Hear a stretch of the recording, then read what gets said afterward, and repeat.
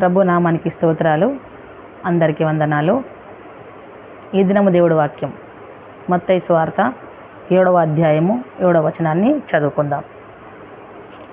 అడుగుడి మీకు ఇయ్యబడును, వెదకుడి మీకు దొరుకును, తట్టుడి మీకు తీయబడును, అడుగు ప్రతివాడును పొందును, వెదుకువానికి దొరుకును, తట్టువానికి తీయబడును. ఈ దినము దేవుడి వాక్యం. నీవు వెతుకున్నప్పుడు నీ మనస్సు ఆ వస్తువు యొక్క విలువను బట్టి ఆధారపడి ఉంటుంది. దేవుడి దగ్గర మనం అడిగేది మన మనసు, దేవుని యొక్క మన మనసు ఆ వస్తువు యొక్క విలువను బట్టి ఆధారపడి ఉంటుంది. ఏం అడుగుతున్నాం దేవుడి దగ్గర, ఏమి కావాలని కోరుకుంటున్నాం, ఆ వస్తువు ఏమిటి అని మనం కొన్ని మాటలు మాట్లాడుకుందాం. కొన్ని మాటలు మాట్లాడుకునే ముందు ఇక్కడ దేవుడి వాక్యం మరొకసారి. అడుగుడి మీకు ఇయ్యబడును, వెతుకుడి మీకు దొరుకును, తట్టుడి మీకు తీయబడును, అడుగు ప్రతివాడును పొందును, వెతుకువానికి దొరుకును, తట్టువానికి తీయబడును. మీలో ఏ మనుషుడైనను తన కుమారుడు తన్ను రొట్టెను అడిగిన ఎడల వానికి రాతినిచ్చునా, చేపను అడిగిన ఎడల పామునిచ్చునా? మీరు చెడ్డవారై ఉండి మీ పిల్లలకు మంచి ఈవులను ఇయ్యనెరిగి ఉండగా పరలోకమందున్న మీ తండ్రి తన్ను అడుగువారికి అంతకంటే ఎంతో నిశ్చయముగా మంచి ఈవులనిచ్చును. కావున మనుష్యులు మీకు ఏమి చేయవలని మీరు కోరుదురో అలాగునని మీరును వారికి చేయుడి. ఇది ధర్మశాస్త్రమును ప్రవక్తల ఉపదేశమునై ఉన్నది. హల్లెలూయా. అడుగుడి మీకు ఇయ్యబడును, వెతుకుడి మీకు దొరుకును, తట్టుడు మీకు తీయబడును. ఏ విధంగా దేవుణ్ణి అడుగుతున్నాం మనం? అడిగే సంభాషణ ఏ రీతిగా ఉంది? దేని కొరకు అడుగుతున్నాం మనము? దేవుడు అంటాడు యోహాను సువార్తలలో, ఏ రీతిగా అడుగుతున్నాం? 15వ అధ్యాయము యోహాను సువార్త 7వ వచనంలో దేవుని మాట సెలవిస్తుంది. ఏమని? నాయందు మీరును మీయందు నా మాటలు నిలిచి ఉండిన ఎడల మీకు ఏది ఇష్టమో అడుగుడి, అది మీకు అనుగ్రహించబడును. హల్లెలూయా. మరి అడిగేటప్పుడు మనం ఏం అడుగుతున్నాం? ఇందాక మొదటగా మాట్లాడుకున్నాం. మనం అడుగున్నప్పుడు మన మనస్సు ఆ వస్తువు విలువను బట్టి ఆధారపడి ఉంటుంది. మన మనసు ఎట్టిగా అడుగుతుంది? ఏ వస్తువుని అడుగుతుంది? మరి మనం ఏ రీతిగా అడుగుతున్నాం? దేవుడి మాటలు మన లోపల నిలిచి ఉంటే, దేవుని వాక్యానుసారంగా మనము ప్రవర్తిస్తే, తన క్రియల మూలం చొప్పున మనము జరిగిస్తే, మనము దేవుణ్ణి వెతుకుతూ ఉంటే, తండ్రి నువ్వు పరలోకమందున్నావు, నీ చిత్తం ఏమిటి, నీ చిత్తము గ్రహించే కృప నాకు అనుగ్రహించుమని మొట్టమొదటగా తనకు సరెండర్ అయిపోతే, మనము కావాల్సింది మొట్టమొదటగా ఆయనకు లోబడడం, ఆయన దగ్గర దీనత్వంతో అడగడం. నువ్వు నన్ను అడుగు అంటున్నాడు. నీవు నన్ను అడిగితే నేను నీకు ఇస్తాను, కానీ నా మాటలు మాత్రం నీలో నిలిచి ఉండాలా.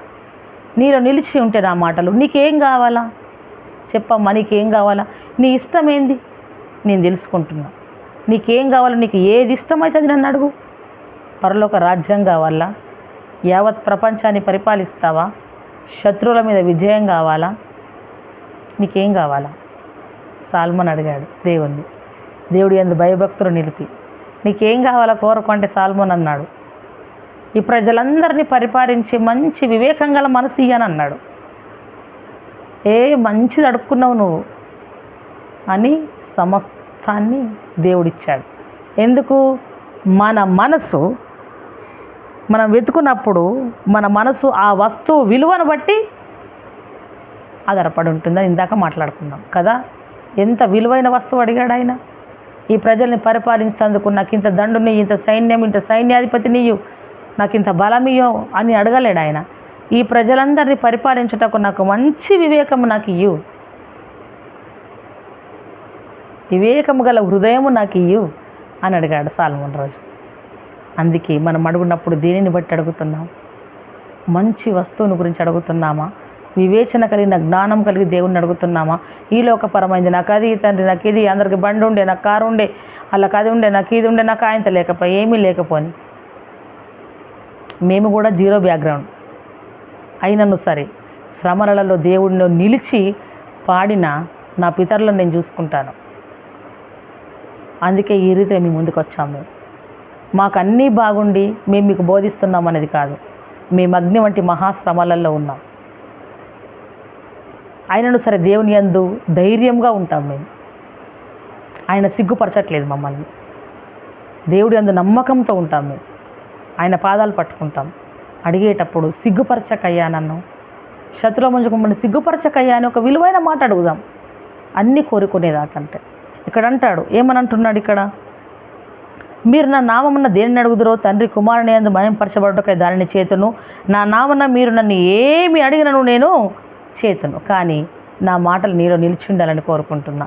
నేను తండ్రిని కదా, నేను తండ్రిని ఏ స్వరూపంతో ఉన్నానని నా స్వరూపంతో చేశాను. నాలో ఏ సుగుణాలు ఉన్నాయో నీలో ఆ సుగుణాలు ఉండాలని కోరుకుంటున్నాను. ఆ సుగుణాలను అలంకరణగా నువ్వు ధరించుకుంటావా? ఆ సుగుణాలతో నా సువార్తను బోధిస్తావా? ఆ సుగుణాలతో దేవుడి ప్రజలను ప్రేమిస్తావా? ఏ రీతిగా నడుస్తూ ఉన్నది అని దేవుడు కోరుకుంటున్నాడు. అదే కోరికను బట్టి ఇక్కడ అంటాడు, ఏమని, మీలో ఏ మనుషుడైనను తన కుమారుడు రొట్టెను అడిగిన ఎడల వానికి రాతినిచ్చునా కదా. దేవుడు అంటున్నాడు, అది నాలో నిలిచి నా మాటలు ఉండను బిడ్డ, నీకేం కావాలో అది ఇస్తా అంటున్నాడు. ఇక్కడ ఏ మనుషుడైనను మీలో కుమారుడు రొట్టెను అడిగితే రాతినిచ్చునా, చేపను అడిగితే పామునిచ్చునా? ఇయ్యలేం కదా. పామునిచ్చిన మీరు చెడ్డవారయ్యుండి మీ పిల్లలకు మంచి ఇవ్వలని ఎరిగి ఉండగా పరలోకమందున్న మీ తండ్రి, నా తండ్రి, పరలోకమందున్న మీ తండ్రి తన్ను అడుగు వారికి అంతకంటే ఎంతో నిశ్చయముగా మంచి ఇవ్వలనిచ్చును. హల్లెలూయా. ఎలా ఇస్తాడట? మనం అడిగే వాటికంటే, ఊహించిన వాటికంటే అత్యధికముగా ఇచ్చు దేవుడు వింటున్నాడు. మీరు అడుగు వాటికంటే ఎంతో నిశ్చయముగా మంచి ఇవ్వాలని నేను ఇవ్వగలుగుతాను బిడ్డ మీకు. కానీ మీరు జాగ్రత్తగా నన్ను వెతకాలి, జాగ్రత్తగా తట్టాలి, జాగ్రత్తగా అడగాలి. నా సన్నిధిలో మీరు